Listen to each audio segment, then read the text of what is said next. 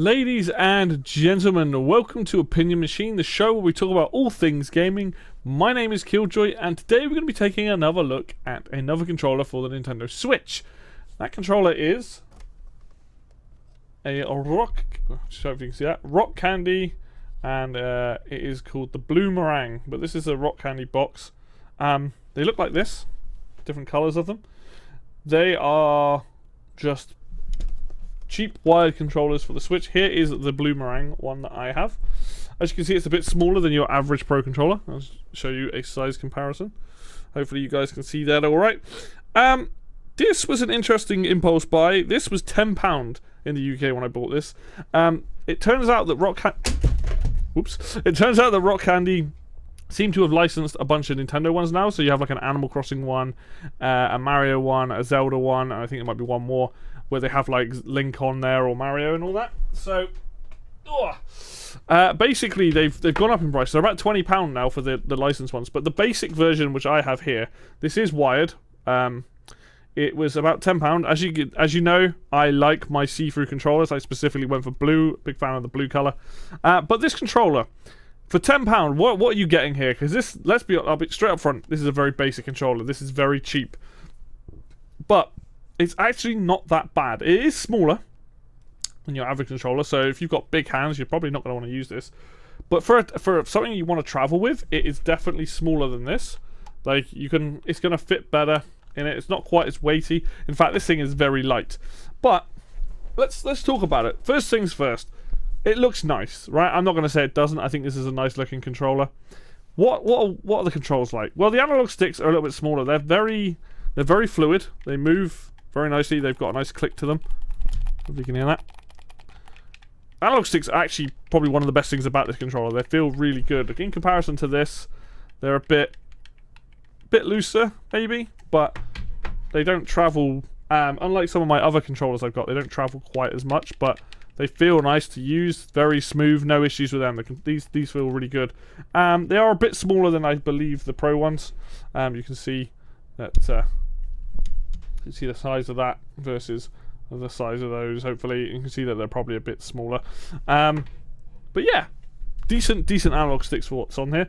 D-pad is okay. D-pad's not bad.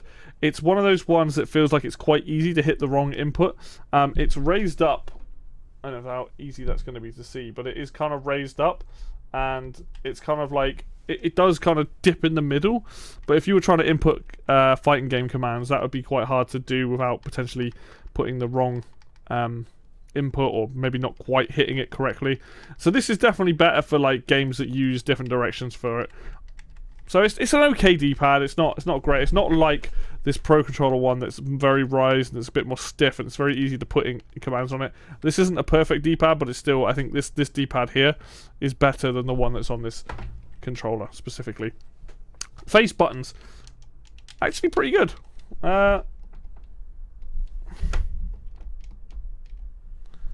in a bit further. Do they go flush to the? They're not quite flush to the controller itself, but they go in a nice distance.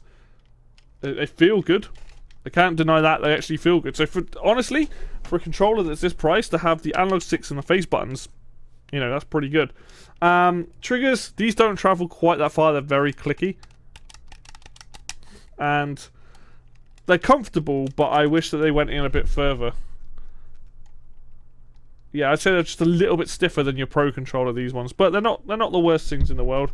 They are a little bit smaller, but they do curve at the end, so they do go up off the top there. So they are pretty good.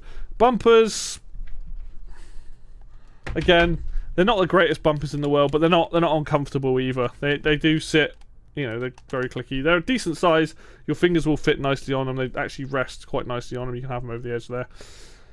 And then you have your start, plus, minus, and then your capture and home button. These stick out a bit too far for me. They are a little bit raised. Hopefully you can see that they're quite raised on here.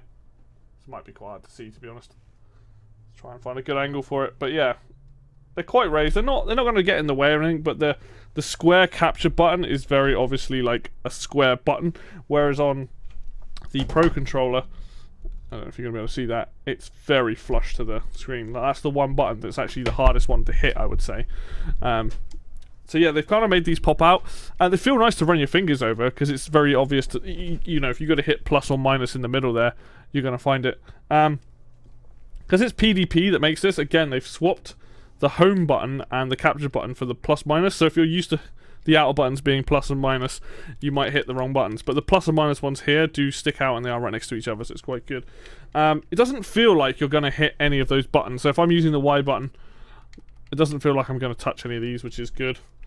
But I would say, again, like for somebody who, if you've got slightly bigger hands than I have, I think this might be a little bit of a too small controller. But generally speaking, I actually think this is a good size controller. For £10, this is absolutely worth the value, right? There is no rumble, and this is also wired. The cable itself is... It's that, I can't remember what USB type that is, but it's not USB-C. It's like what old phones used to have. Well, I say old phones. What phones used to have before they all switched to USB-C. But overall, like, I think this is a decent controller. We will try it out in a few games in a second. Yeah, it's kind of one of those things. Like, it was, like I said, it was an impulse buy to get this, and it's... I've used it, and I've had other people use it, and no one's complained about it.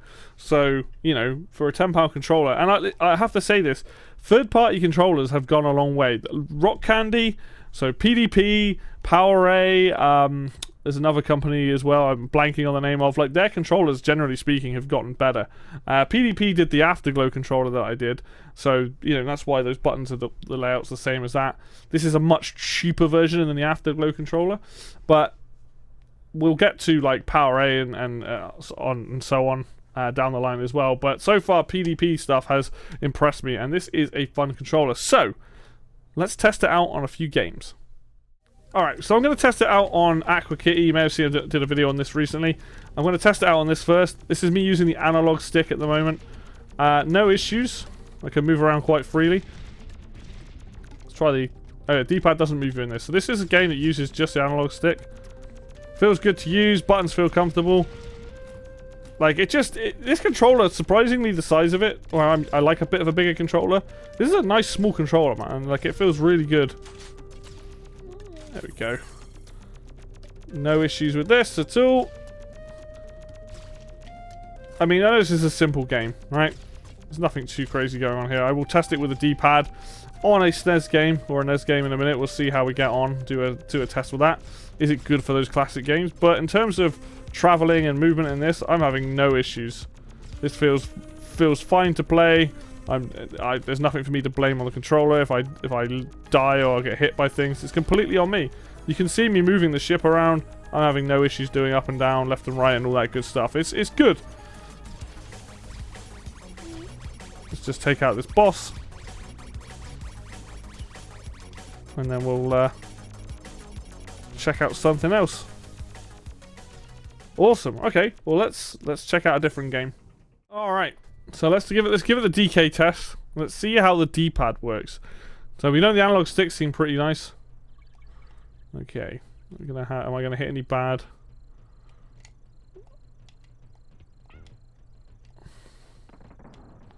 You know what? I was expecting this D-pad to be quite rubbish for this. But I'm not hitting any of the... I'm not, like, hitting down. It's actually quite hard to push down in this game, so maybe that's the problem. Let's try putting a barrel down or something. Let's find a barrel.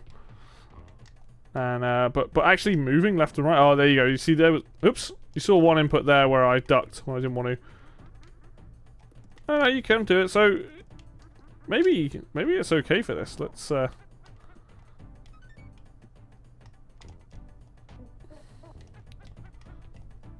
yeah, weirdly enough, the D-pad was the one thing I was expecting to be a bit rubbish, but actually not so bad. Let's try it in a Mario game. Let's see how it works in one of these.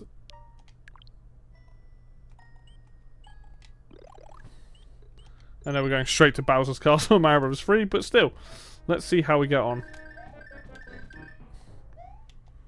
Can we go through part of this level and not have any issues with the controls, really? And again, I'm still using the D-pad.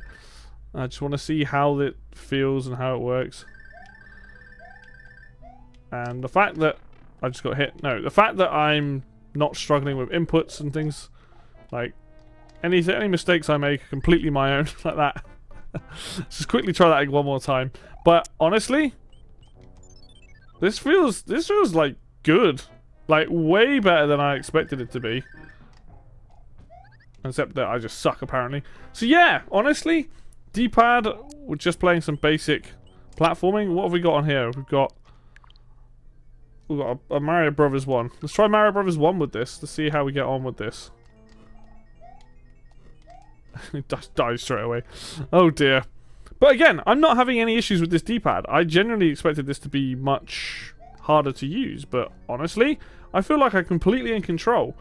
I definitely thought this was going to be for God's sake, it was going to be a D-pad that was more designed for, you know, how some games just like have certain items attached to things, like you might push up to change the weapons, things like that. But no, genuinely feels good to use. Oh, okay, we're going to give up on that. So yeah, this rock candy controller. What's it called? Is this rock candy, or they actually got a proper name? Be bright, be bold. They're just rock candy ones by PDP. They don't actually have another name. They're just coloured ones. But yeah. Oh, the cable's 2.5 meters. I just realised that on the back of the box. So that's quite a long cable.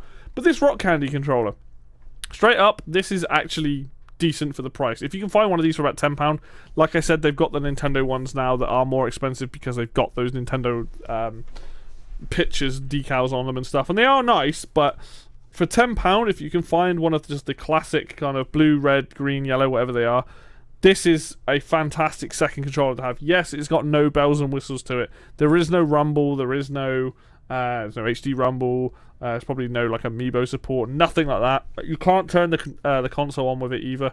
So you know you can turn the console on and then activate it via the USB, but I don't think it's going to turn the actual console on itself. But all in all, for a very cheap controller for that price, it's hard to like not recommend this because it doesn't feel that bad.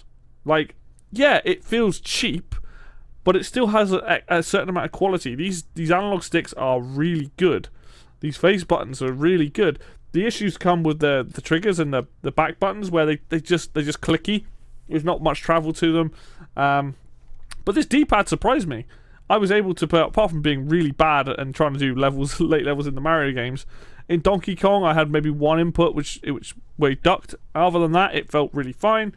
You know, and just generally speaking, this is just good for the price it is. So if you are looking for a cheap cabled alternative for your Switch, I can recommend this one. This is decent. Is it as good as some of the other? Is it as good as the Afterglow? No, the Afterglow is probably one of my favorite alternatives to the Pro Controller.